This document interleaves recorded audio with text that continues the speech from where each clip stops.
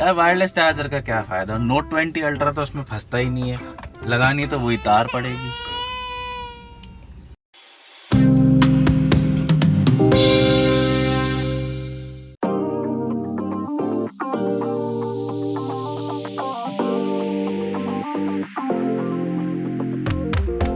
What if the 7 Series is too much of a car for you and the 5 just doesn't cut it out? Well, that's exactly where cars such as the 6 Series Gran Turismo comes in. And now there's a new version of it that's going to be launched soon. But before we tell you about what the details are in this update, let me tell you what the 6 Series is all about.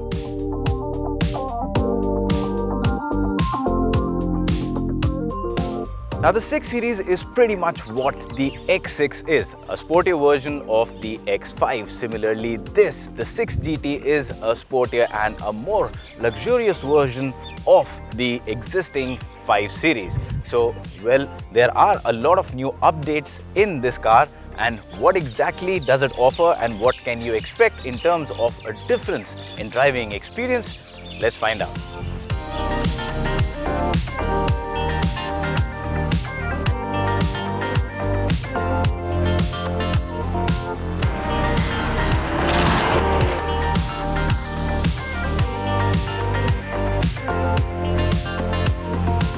Now the best way to narrate a BMW story is from behind the wheel, so that's how we'll do it.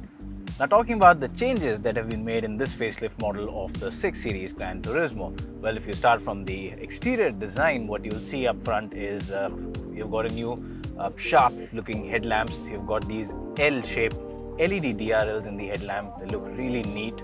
And of course, this being the M Sport variant, you get the BMW laser headlamps with this particular variant. If you opt for the lower variants, well, you will not be getting the laser lights. But beyond that, also being an M Sport variant, so there's a much more aggressive design all around, and even the brake calipers have been done in blue. That's the M blue. You can see the M badging all around. And beyond that, if you look at the rear, well, of course, there's a new diffuser. Then there are these trapezoidal dual exhaust tailpipes, and also the tail lamps that now bear a slightly updated design. So with all these changes, the 6 Series Gran Turismo doesn't look starkly different from its predecessor, but it now looks a little more smarter, a little more sharper. And of course, then there's the typical BMW forward stance that you have, and that gives a lot of dynamism to the overall design. And let's not forget the fact that this is a GT, so it has the trademark coupe roofline, and a very nice one at that. So yes, put all these things together and what you get is a really interesting looking car. I wouldn't go on to say it's a beautiful car to look at, but yes, it does have its own shares of hits, and that make it definitely a machine that will turn some heads when on the road. Now once inside, the cabin again changes are minimal. They aren't extensive, so you will not come inside the car and see that you've been welcomed to a brand new interior. That's not the case, but yes, again there are changes that have been made to the screens, the cluster, and of course the steering wheel. Elaborating the details are the fact that now you get this the live cockpit system, and of course the digital instrument cluster here, which we are now used to seeing on a lot of new BMW cars. Of course, this entire screen being digital means you have tons of information to process. The only problem I have, and I have been having this problem with the display in all BMW vehicles, it's not intuitive. It's a little cluttered, and that means you cannot get information from it in a flash of a second. So there's a bit of clutter, and it takes some time to process and filter that out.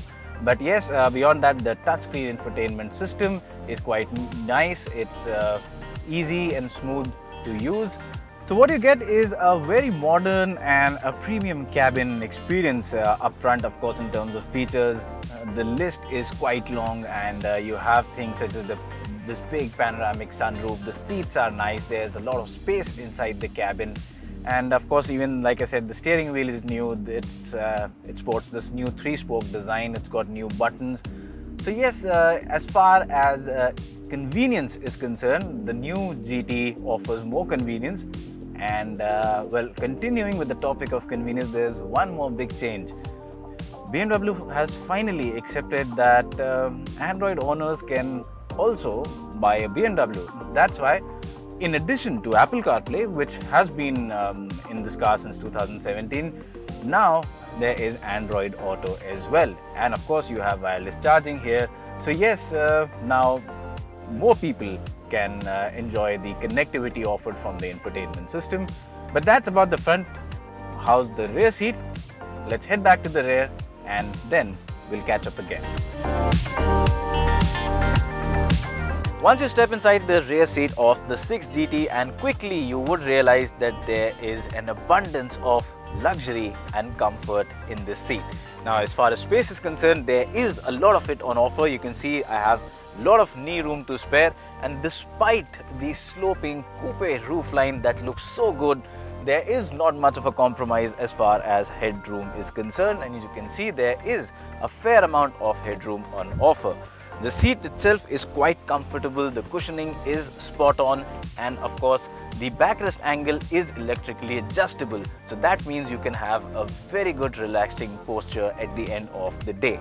Now of course there is this high rising central tunnel here, so that means you can have 2 adults sitting in great comfort here, but try and squeeze in a third passenger here and things could get a little bit tight. But beyond that, of course, it's a very good cabin to be in. There are these optional screens to control your own entertainment. There is this huge panoramic sunroof, and of course you have these rear AC vents, Type-C sockets here. So overall, a very elegant, spacious and a comfortable experience is what the 6 GT offers in the rear seat.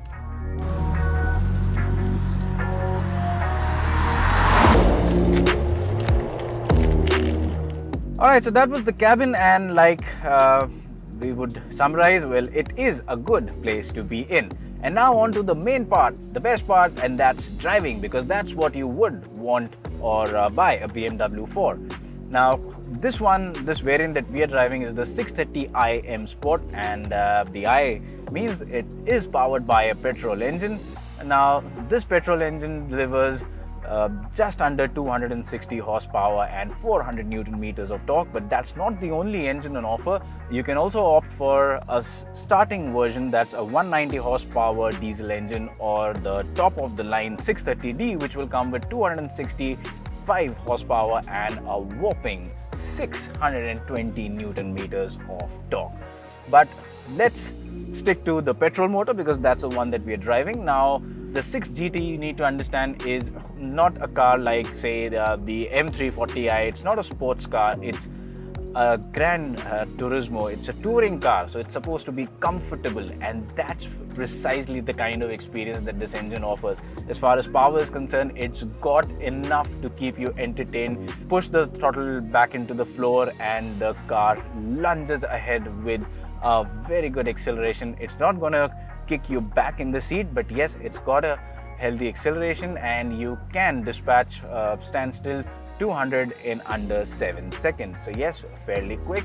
The gearbox is an 8-speed automatic transmission, the usual gearbox that we are so habitual to seeing in BMWs, and it functions really nice. It isn't blazingly quick, but it isn't slow. It is just the kind of transmission you would want, so it doesn't have any kind of hesitation, shifts quickly, and couple that with a really refined driving experience. The motor is very refined, so even when you're pushing the engine to red line, it doesn't really sound like a sports car. There is not much of an oral drama. So yes, if you're looking at a very sophisticated and a refined but quick car at the same time, well, that is where the 6 GT excels.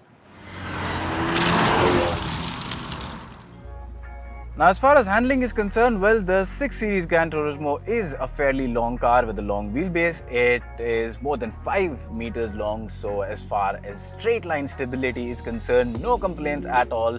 In a straight line, even when you're gunning it past 150 kilometers per hour, it is rock solid, and if you have to make that emergency braking maneuver, the car comes to a quick and reassuring halt.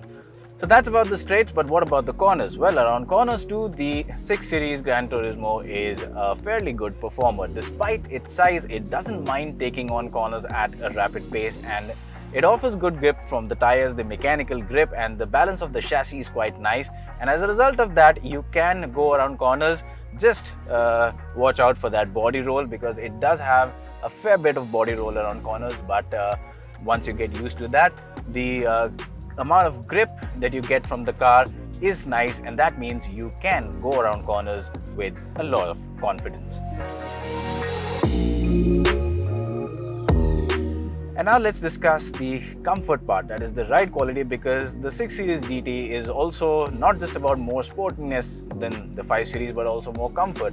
And well, this comes with air suspension. So one of the benefits of having an air suspension on both the axles is that you can electronically raise this car by up to 20 millimeters, and that means that when you come across one of those nasty speed breakers, you no longer have to be afraid about your underbelly scraping that. Well, you can just push the button and raise the car and go over it.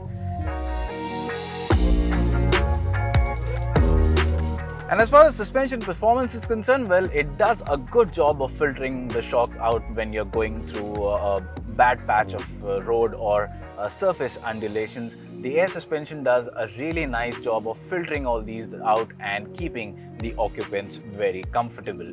Also, the fact that it's got good damping, that means the suspension gets back to its composed state very quickly. And in terms of ride quality at slow speeds, usually we've seen with such cars, it's not really nice, but with the 6 GT, you can be comfortable even at low speeds. Of course, the ride quality improves as the speeds build up, and that means that it is a car which is fun to drive, at the same time very comfortable, and that makes it a very versatile car. So even if you're looking at driving it yourself or even being chauffeur driven, the 6 GT fulfills pretty much all expectations on multiple fronts.